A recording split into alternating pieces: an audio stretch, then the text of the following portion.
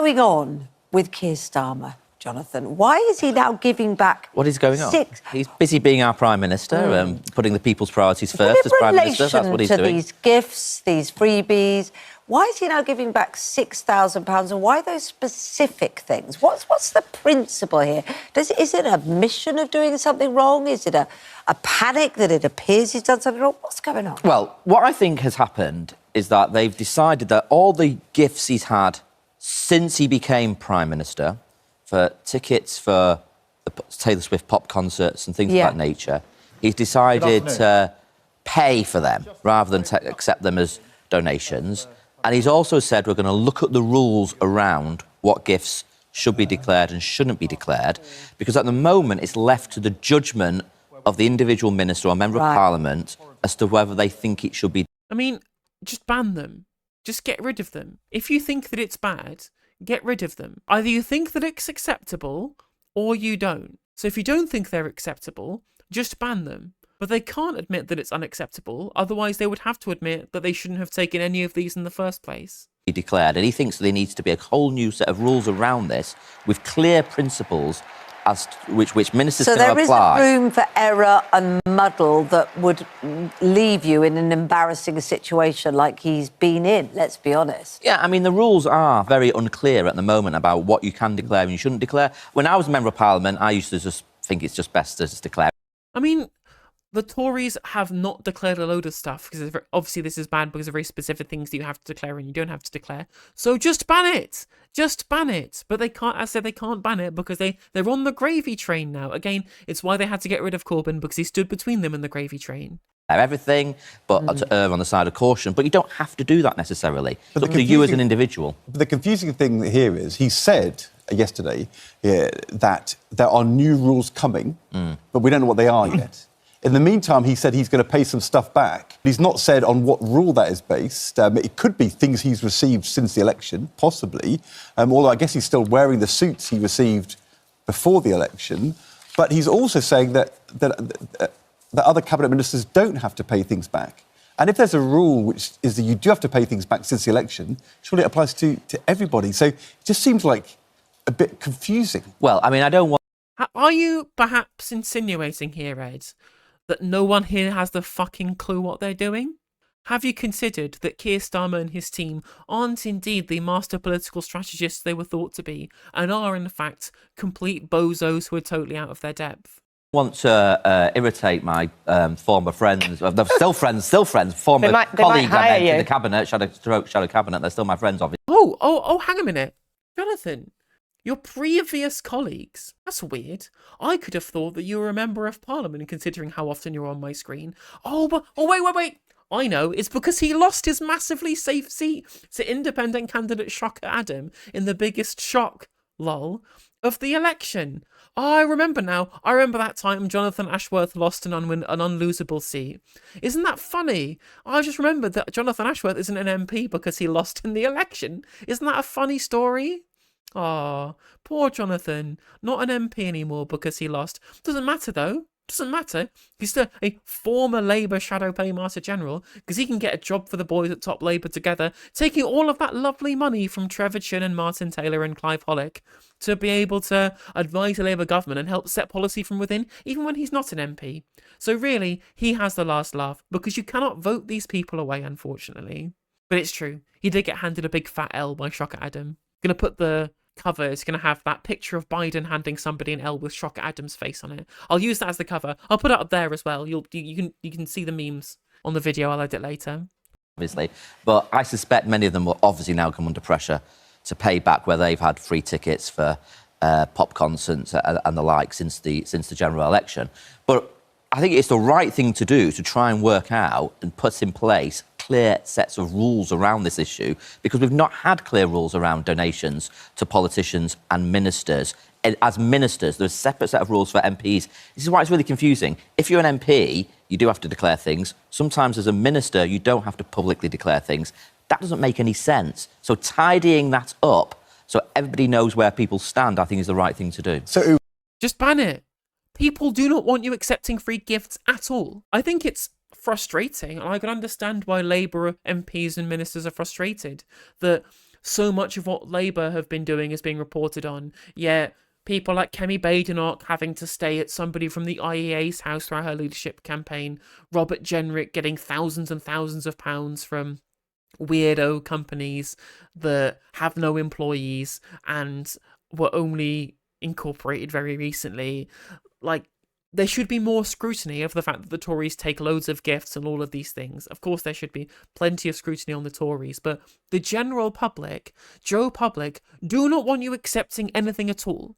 They don't want you accepting any freebies and gifts at all, because whether it's declared, whether it's within the rules, we know that people want something in return. So just ban it. Just ban the sick filth. As simple as that. It was wrong for him to go to a Taylor Swift concert or to a football match since the election, and for that to be paid for by the football club. No, if I mean, he goes to the guest of think... Wembley for the FA Cup final, he's got to pay for his ticket. Well, I think going to football is slightly different. Everyone knows he's a big, real Arsenal fan. He can't go and sit in his seat where he's got the season ticket. So that seems to me reasonable that he therefore goes as a guest of the Arsenal in one of their in one of their boxes. How's that different from Taylor Swift? Well, because I just think it is, because he's a well-known, he's a genuine football fan. He's followed Arsenal all his life. He's got a season So he's not a ticket for genuine Arsenal. Taylor Swift fan? Well, that's even more bizarre. Well, that's the thing, right? The Taylor Swift is what's so egregious here, especially that's how sought after those tickets were. Yeah, him and Bridget Phillipson and Darren Jones all get to first dibs on the tickets because they've got rich mates who can buy it for them and gift it to them as members of Parliament for certainly nothing in return whatsoever. Like, the Arsenal stuff I can sort of like let slide given who he is, but the Taylor Swift shit, indefensible, and especially not the suits and all the Wahid Ali stuff, and indeed all of the political donations coming from people who have views and material interests that are antithetical to the Labour movement that he's supposed to represent. Mr. Knight of the Realm, leader of the Labour Party, what party of working people, my arse? Now, I think this is one of those where they're trying to sort of subcontract judgment. You know, if we can all follow rules, but you don't need rules for everything you do in your life. You elect somebody to be Prime Minister because he can decide, or she can decide, if you're a Conservative Party and you pick a woman every now and then, you decide where you exercise discretion. And he doesn't seem to think that there's room for discretion. He needs a subcontract to some retired judge, the sort of process of working out what is acceptable or not. But what he's done is the equivalent of breaking into your house, nicking your tellies, your videos, your sort of hi-fi or whatever you've got, your sort of Sonos speaker system, and then you bump into him in the pub and he says, tell you what, I'll give you your mobile phone back, but I'm keeping the rest of it. It's kind of mad. I mean, that seems like a really weird analogy because he's not actually stolen anything, but people have just bought the influence. That's the thing, right? It's the influence that people care about here. Isn't it? It's a sort of acknowledgement that he's done wrong without acknowledging what the scale of it. 6,000 out of 100,000 Anushka, you've written a book, fascinating read, by the way, well done, take it as read, which has a subtitle, How Labour Won Big and the Tories Crashed the Party. Is Keir Starmer having won big, crashing things as soon as in office with something that he must be thinking, oh, God, I attacked the Tories so much on getting this wrong. How is it mucked up so badly for me? I mean, it is sort of extraordinary. Well, the thing is that Keir Starmer, I don't think that he's necessarily somebody who was all in it for the gifts and donations, but he's been corrupted by his position that he's been in with Labour together. Now, let's be real, this is a man with expensive taste. He spent £250,000 of public money, partly on a £2,000 a week chauffeur for him when he was head of DPP. So he's a man of expensive taste, but I am pretty sure that it's more likely that when he was being groomed by Labour together to be a future leader, because these are the kind of people who have connections to the super wealthy, because that's who funds Labour together, they were suggesting to Keir, no, take these freebies. No, get in with the political crowd. Have all of your donors and your sugar daddies. Make it easy for them to line up gifts for you because it helps buy us influence and vice versa. I'm pretty sure that he was more likely to have been told to do it rather than just be desperate to accept all of this free stuff as a potential politician, because he never wanted to be a politician in the first place. He was parachuted in to the seat in 2015 to potentially be Ed Miliband's Attorney General. He wasn't a natural-born politician. It wasn't his calling as such. He's always been kind of driven by somebody else in politics. Isn't it? And you know that, like, people are talking about it. I was on the side of a sports pitch this weekend watching my kids. All the parents were talking about it. They never normally talk about politics. And the problem is, and actually this is what I end with this thought, is the biggest problem in politics right now is that public trust is on the floor, absolutely on the floor, like it hasn't been for years and years and years. And I think they recognise this in Downing Street. They recognise that the biggest thing they need to do is get people to trust them. That's why they're being a bit more pessimistic than people might like, because they think we don't want to overpromise. But this looks like politicians on the take, and it is just coming up on the doorstep, it's coming up in their focus groups, and it just looks bizarre. Particularly, the bit that always gets me is the glasses, the amount he spent. How about, instead of talking about this, which is about people trying to buy influence in the Labour Party by buying them gifts, Anushka, maybe it might be worth talking about how, as a journalist, you know how there is no real fourth estate because you had an in with Jonathan Ashworth's Labour Together faction when they were trying to bring down Corbyn in 2017. Remember when that happened? You wrote about it in your book, how they had connections with journalists to try and bring down the leader. Why don't you ask him about that on your show, Anushka? Want to talk about this potentially, Anushka? Want to talk about that on your programme at all? Do you want to do that maybe? That on your list of things to do potentially? I guess not, maybe. And on glasses, like how expensive were those glasses? I mean, look, they've done it. Glasses are expensive. I think they No, were, yeah, they're not over $2,000. But several 14 pairs. apparently. Where you get? But but the thing. Do you think Keir Starmer ever said to anybody, I need 14 pairs of glasses and £32,000 worth of clothes? Thought, in opposition, they thought, you need to look the part if you want to be Prime Minister. And what they probably... I'm sorry, Anushka. Pull the other one, mate. It's got bells on. They were offered free shit, so they took free shit because they wanted influence. Don't give me this crap. Oh, they just wanted to look the part when they were in opposition. No, they wanted to give people access. They just wanted to give people access. That's it. All they wanted to do was get access to rich people and vice versa. Don't play coy with me. You know how this works. You know how this works, Anushka. You know more than I do because you're part of the failing fourth estate. You know it wasn't just about looking nice or looking the part. It was about access and influence. Come on. What they should have done is the Labour Party should have had a clothing fund rather than personal donations to him. They've messed up. They're now trying to fix it by sort of saying, oh, well, ministers didn't have to do it. We had to do it. And Keir's really very honest. And that's why his numbers are so big. And he loves Arsenal.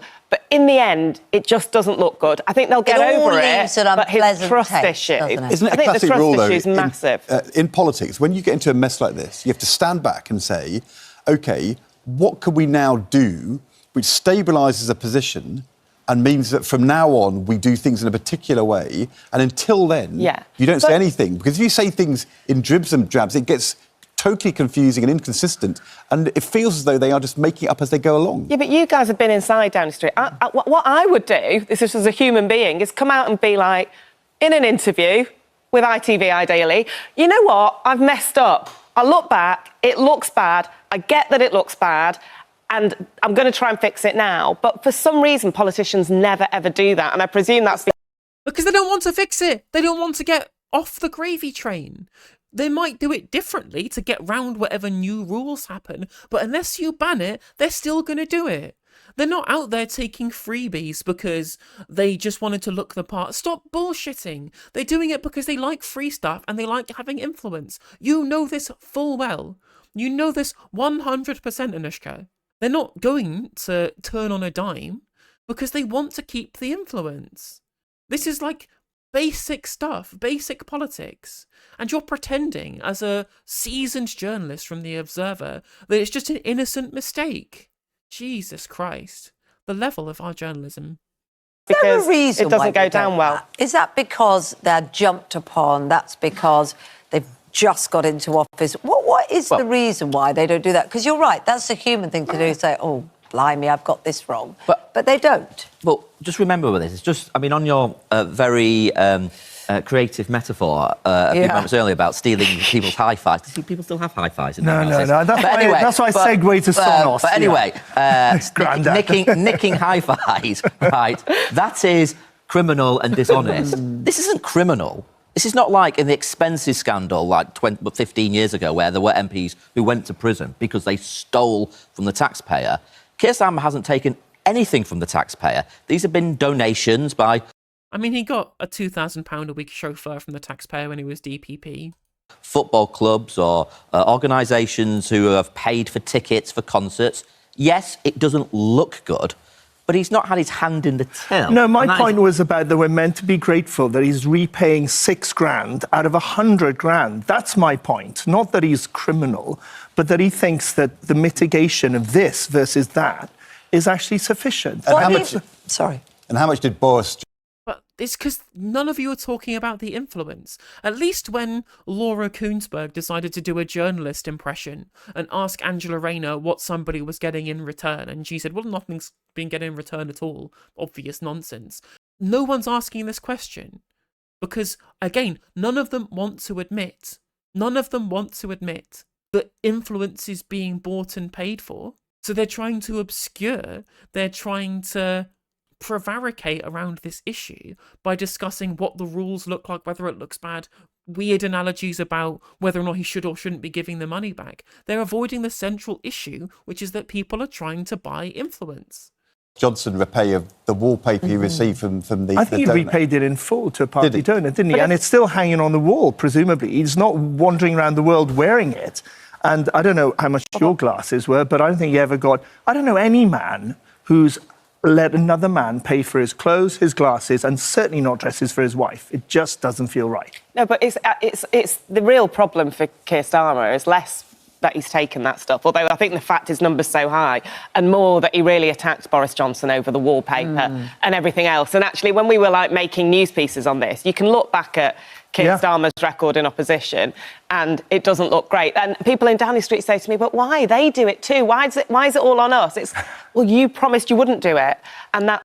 Because all of our politicians are crooked as fuck. Of course, you're right in saying that there is a level of hypocrisy here because they said that they promised change. They said they would clean up politics. They keep banging on about the politics of service, country before party. Well, it seems it's donors before everybody, not just in terms of caring more about being able to receive the gifts and whether or not they're declared than the principle of people buying influence or not. But because even then, we still have consultants like KPMG being given hundreds of millions of pounds worth of contracts to train civil servants, for example. We have all of these people from the consultancy sector embedded into the Labour Party as MPs, very specifically from consulting agencies as part of the Parliamentary Labour Party. It's clear, again, that Corbyn had to go because he was a barrier between them and all of these freebies, all of the influence, their high-paying jobs in industry that they're now going to have access to once they leave Parliament. It's blatant careerism. And whilst Keir Starmer is a hypocrite, the easiest way of being able to get over this is just don't be crooked. Don't be bought out. Don't be implanted into the position of Labour leader because you've been funded to be there by people who work in banks and private equity. And hedge fund managers like Martin Taylor funding you as a leader of the party of working people, being funded by literally the enemy, the hedge fund bankers and the parasites of venture capital. Why do you think that they're not doing anything to take on these vested interests? There are plenty of people who you could look at who aren't crooked like this. Look at the register of interests for John McDonnell and Zara Sultana. No free concert tickets or football tickets or suits or glasses or anything like that's been paid for. And whilst the Tories are certainly worse than Labour at this, they're certainly worse than Labour for being bought out by special interests. They're certainly worse than Labour for taking donations from people who are the worst of the worst from the parasite class. That doesn't mean that Labour get away with also taking those freebies and gifts and donations. Because fundamentally, the Uni Party have the very same level of infiltration of the super rich, the super wealthy, and vested interests. And it's certainly not the politics of service or country before party. Because again, it's donors before country at all at this point. That's why it looks bad. The issue, from memory, the Boris Johnson issue on the wallpaper and all of that, they were trying not to declare it and hide that and shush it up, and it was forced. Downing Street was forced to reveal the details. The reason we know all about this is because it's in It's all been declared. It's all in the public. No one cares. No one cares, Jonathan. Literally, no one and their mum cares about whether or not it was declared or not. It is worse if it's not declared. We all agree on this, but we care about the influence and who's getting what for the money. That is the fundamental principle people care about, whether it's declared or not, because under liberal ideology, it's about the rules, whether the rules were followed, rather than any of the morality or ethics behind any of the behaviour. Sure, it's morally worse to try and hide it. That doesn't change the influence. It doesn't change the fact that you're being bought out by somebody. Whether it's glasses, clothes, dresses, or wallpaper. It does not matter, because the influence is still there. Public domain. That's the only reason why we know about the glasses and the clothes and so on, because it's in something called the Register of Members' Interests. Well, they will on the get website. past it. As Yeah. you know, like I mean, serious news stories, people move on. But I do think it's affected trust. So, Nushka, in your book, you talk about how you see Keir Starmer as a ruthless politician. Ruthless. Yeah. And citing the winter fuel payment, I think many people would look at that and think that's something that looks... I think the definition of ruthless is without care, isn't it? And I think that's how it comes across. And you also think he wouldn't have done so well against Boris Johnson. Well, I don't think he's ruthless. I don't think the ruthlessness that I saw in Keir Starmer links to what he did with winter fuel payments. I actually think that was a political mistake in a way, even though I can... No, they wanted to do it since 2014. They're desperate. They're means-testing fetishists. They think that it's right, and therefore they're doing it because they think it's right, regardless of the consequences. Totally see why they decided to do it, but he's politically completely ruthless. It's a weird one. You guys know him Explain what obviously you mean by better than that. me, because he's like everyone I spoke to who knows him personally says he's incredibly caring. And I saw it myself. He's so protective of his wife. He'll hate the fact that his wife Vic has been brought into these stories. One person actually started crying when they were telling me about how kind Keir Starmer was to them when a relative died. But politically, Well, that's the thing, is that this man isn't the man in control of the party.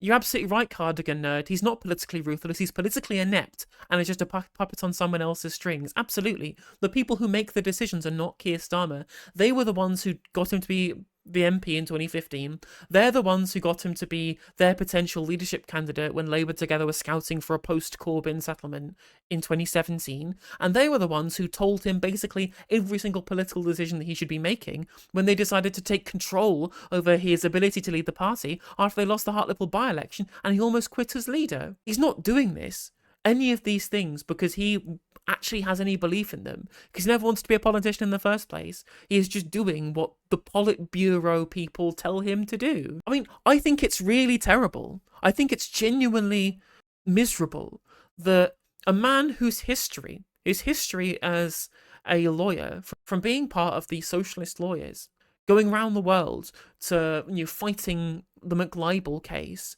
trying to get people's death sentences commuted so that people can live, because he fiercely opposes the death penalty, going to other countries to do this too, trying to do such good in the world as a professional lawyer, to then being the director of public prosecutions, where he gets people deported for stealing ice cream, to now allowing the Starmer Politburo turn him into this monstrous political actor. I think this is really sad. He could have been a really positive contributor to society. And now what's he doing? Taking money away from pensioners, starving children, snooping on the disabled, and making trans kids kill themselves. I'm sure this is not what he wanted with his career. And because he's essentially allowed the Labour right to control him from 2017 until now, every single good thing is now going to be tainted by his entire political career being led towards this kind of genuinely atrocious position. It's really sad. Totally ruthless. I mean, this is a guy who supported Jeremy Corbyn, actually said to win the leadership that the 2017 Labour manifesto should be our foundational document. And then within a year and a half of being leader, sacked the General Secretary of the Labour Party within 20 minutes of becoming leader, kicked out Rebecca Long-Bailey, the most left-wing shadow cabinet person, obviously booted out Jeremy Corbyn, and then changed the rules of the Labour Party so no Corbynista could ever be elected again. Now, so what you're saying, he's not politically ruthless, he's a liar. Use the word liar. Just call him a liar. He is a liar. He lied the whole way through. This isn't political ruthlessness. This is lying. Ruthlessness is probably a reasonable way of describing it too. This is what Corbyn should have done. We should have taken these Labour right monsters and thrown them into the long grass, have them eating out of bins for all I care, right? But unless you're going to call them exactly what they were, which was lies, you are not doing your job as a journalist. Or he just got into this position and then suddenly turned, yeah, this is called lying. Call him a liar. All of the public see him as a liar. These were lies. To some, maybe people around this table, that was strategic brilliance. And to other people, it was quite cynical. And what I saw it as was whatever else you see it as, it's politically really ruthless to get to the position that he wanted to get to. And do you see that as different to many other politicians that become leaders? Because taking a position and seeing it through, isn't that what is required of I think it probably is what is required, and it's why he became Prime Minister in a way. And in fact, somebody said about Rishi Sunak, they used language that I would never use, and certainly not on GMB, but they basically said that you've got to be a very bad word to be Prime Minister. You've got to be a bit of a bad guy in a way, and they thought Rishi Sunak wasn't able to do that. That you've got to basically be able to upset people, take really difficult decisions, and I definitely... But they're not making difficult decisions. They've made all of the easy decisions of suck up to the powerful, take money from the powerful, make political and economic decisions that are in the interests of the powerful, and then weaponize the finances of the powerful to try and get rid of those who want to take on those interests. They took the easiest path of least resistance to get into government. That isn't tough decisions. You can say that you're being a bit of a bastard to do it, right? The word that she can't say, I'm assuming, is either that or a word that begins with the letter C. Sure. But that is the path of least resistance for power. That is not indeed being principled. That is not a duff decision. That's a very easy decision. I definitely think Keir Starmer is capable of that. It's not... ruthless, the word, is really negative, but I don't actually think it's a negative thing about a leader, because ultimately, he would argue he had to do that to get where he is. The problem on this expenses thing is... I mean, he had to be ruthless with the Labour Party, but he's not been ruthless with any of the people who you need to be ruthless with, which is, vested interests and capital, which is why our country is in a terminal decline. Your example there was clear, decisive, strategic, sort it out, move on. Which they did in the election campaign, and so I'm almost quite surprised they didn't shut this down more quickly since then. It hasn't felt very ruthless. It's felt a bit incompetent. And there's other things going on that people have said to me who are in the operation. We're quite surprised this wasn't cleared up quicker, because he is ruthless. But you said your final sentence is, if Labour...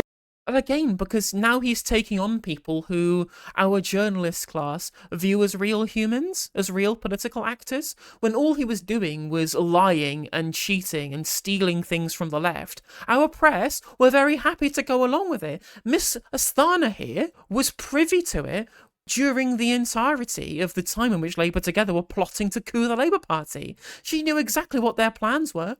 Miraculously, didn't think it was worth reporting on until all of the people had been purged. Laura Kuenssberg too. She was told directly they had planned to get rid of the left from the Labour Party. Didn't think it was worth mentioning to people. Oh, what, they're taking on pensioners who vote Tory? Or they might actually implement Leveson too? Well, let's force them not to. Let's report on this and make sure that they know that they can never go after vested interests ever again, because we refuse to do our job as journalists. Again, you could have reported on this at any point during 2017 when you knew this was going to happen. But nope, you waited until 2024 so you could write a book, impact nobody politically but make loads of money for yourself. Very, very interesting how that works, Anushka. Labour fails to repair and rebuild trust, then when it comes to 2029, they could well lose the election. They could well lose. Is Labour going to lose the next election because of expenses and these kind of things, or is there something bigger you're referring to? The main thing I'm referring to there is he's got this massive majority, and in fact, Jonathan spoke to me about this idea that there are no safe seats left, and Jonathan is living, breathing proof of it, which is they've got a massive majority, which was strategically brilliant, because what they did was they ruthlessly targeted resources in the places they needed to win. But it is a very shallow majority. All the majorities in individual seats are much smaller than they were previously. I mean, you've talked about it here. We talked about it on election night. A third of votes for 2/3 of seats. And so what I'm saying is people look at that and they think we can take you on. I still think your money would be on Labour at the moment, but I've just come back from Birmingham Tory conference and they were cock a hoop. I mean, I don't know whether that's because they were deluded about the result or whether they see an opportunity. And I'll tell you what, I must have heard about 10 to 20 jokes about glasses from the stage. We're here, Danny. Is Mishka right? Could Labour well lose? Yeah, of course she's right. I mean, politics is volatile. So the day job I now do, which is a think tank called Labour Together, we did a bit of analysis a few weeks ago, and it showed that, yes, we won. The fact that he has to explain who Labour Together are shows you the failure of reporting in this country. These people are literally in charge of the country. Every policy decision is essentially going through Labour Together at this point, or people who have links to Labour Together. They basically are the ones in control of policy, and people don't know who they are because they're not reported on because our media class are pathetic. Labour won the election because people wanted change, and the Labour Party itself had changed. So that ruthlessness you referred to was about us changing as a party because we had gone on quite a sort of wacky, some very extreme adventure for a few... True, extreme policies like public ownership of our critical infrastructure and slightly higher taxes on the wealthy so that we had taxation that was in line with social democracies in Europe. When they looked at our 2017 manifesto, people from Nordic countries go, you don't have this in your country? They thought it was normal because it is normal. It's not wacky or extreme. It was normal. The thing that everybody tried to smear Jeremy Corbyn as being extreme on, namely his position on the Middle East, he's been proven to be correct.